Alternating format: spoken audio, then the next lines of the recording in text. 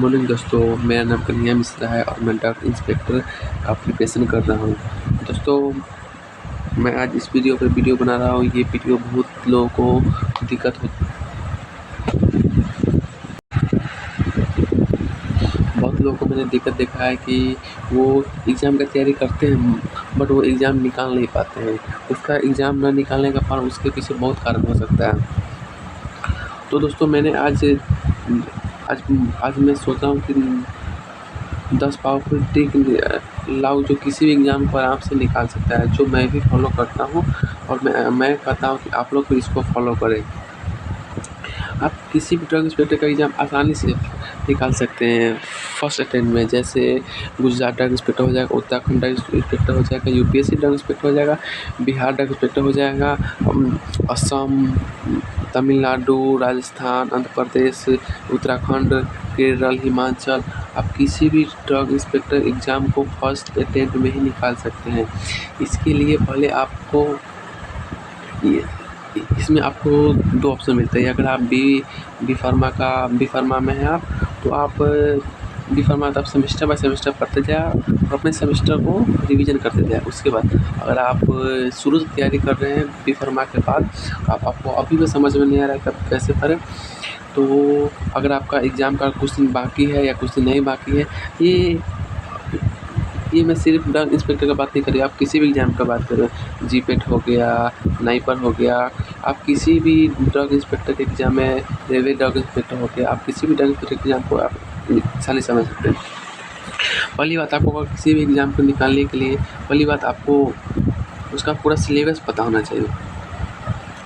ये देखिए, इसमें हम 2 पॉइंट में सेकेंड में लिखते हैं, सॉरी, इसको पहले आप किसी भी को सब्जेक्ट में समझिए।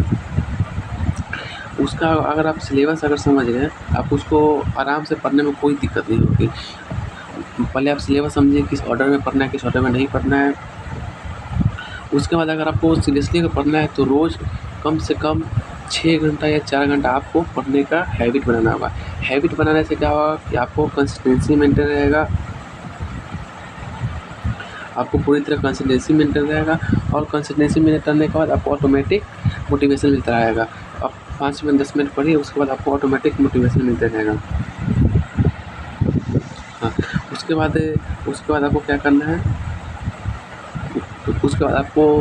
उसके बाद आप सब्जेक्ट समझने के बाद आप हर सब्जेक्ट से, हर टॉपिक से क्वेश्चन कीजिए और हर टॉपिक से जितना क्वेश्चन हो सके उतना क्वेश्चन कीजिए। जैसे हर टॉपिक से आपको कम से कम 20 या 25-30 क्वेश्चन करना है, 25-30 क्वेश्चन करना है। और आप किसी भी यूट्यूब लेक्चर से लेक्चर देख सकते हैं या आप बैच कीन सकते हैं। अपने कॉलेज में जो पुराना नोट्स होगा, उस नोट्स का पहले शॉर्ट नोट्स बनाइए। शॉर्ट नोट्स बनाने का आपको क्या फ़ायदा है? शॉर्ट नोट्स बनाने से आपको ये फ़ायदा हो सकता है कि आपको रिवीजन करने में बहुत जल्दी आसानी होगी, बहुत जल्दी। आप पूरा बुक नहीं खोल के आराम से आप शॉर्ट नोट्स बनाए, उसको रिवीजन कीजिए और रिवीजन आप बराबर कीजिए, रिपीट रिवीजन करते रहिए। आपको रिवीजन रिपीट करना है, जितना रिवीजन आपको करना है उससे ज़्यादा आपको फ़ायदा मिलेगा। और रिवीजन करने के बाद आपको एमसीक्यू करना है।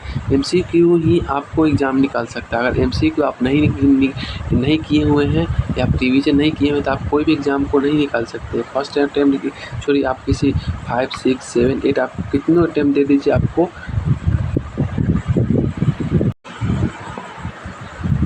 आप कितना भी अटेम्प्ट दीजिए आपको एग्ज़ाम नहीं निकलेगा।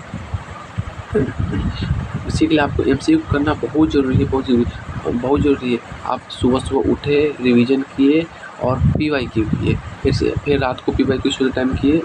उसके बाद जो ये बीच में टाइम बचता है, आपको जो वीक सब्जेक्ट को, आपको अगर जो वीक सब्जेक्ट लग रहा है उसको आप पढ़िए और उसको नहीं पढ़िएगा तो फिर बाद में आपको दिक्कत हो जाएगा। और जो से अगर आप नहीं पढ़ते हैं, अधिकांश उसी टॉपिक से क्वेश्चन आने का संभावना आता है। और आपका एग्ज़ाम का जैसे 6 महीना, 1 महीना, 5 महीना, जितना महीना बचा है उस महीने आप ये कहिए कि आप क्वेश्चन ज़्यादा, एमसीक्यू ज़्यादा करने पर ध्यान दें, रिविज़न ज़्यादा करने पर ध्यान दें। फ़ोन का डिस्ट्रैक्शन से काम हुआ, फ़ोन डिस्ट्रैक्शन से बहुत कम रहेगी। फ़ोन डिस्ट्रैक्शन कम रखने के बाद एग्ज़ाम के बाद भी आप फ़ोन चला सकते हैं। उसके बाद एग्ज़ाम आने के आपको 10 दिन 15 दिन जितना दिन है, आपको कुछ दिन पहले आपको मॉक टेस्ट देना है।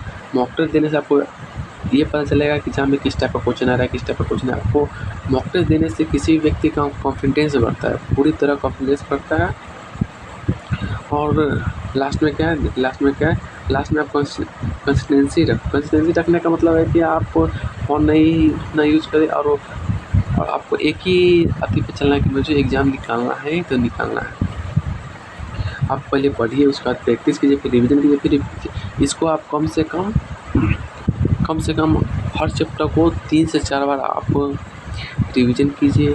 हर चैप्टर से आपको कम से कम 100 या 200 MCQ करना है। ऐसे करने से आपका कोई भी एग्ज़ाम आसानी से निकल सकता है। मेहनत कीजिएगा तो कोई भी आसानी से आपका एग्ज़ाम निकल सकता है। ठीक है दोस्तों, मैं भी B.Pharma कर रहा हूँ, मैं भी ऐसा ही रोज़ करता हूँ। और मैं 7 तारीख से मैं कल बता दूँगा कि मैं पहले कौन-कौन चैप्टर पढ़ूँगा, उसके बाद कौन-कौन चैप्टर पढ़ूँगा, मैं ऑर्डर में बता दूँगा। थैंक यू दोस्तों, मिलते हैं नए वीडियो में।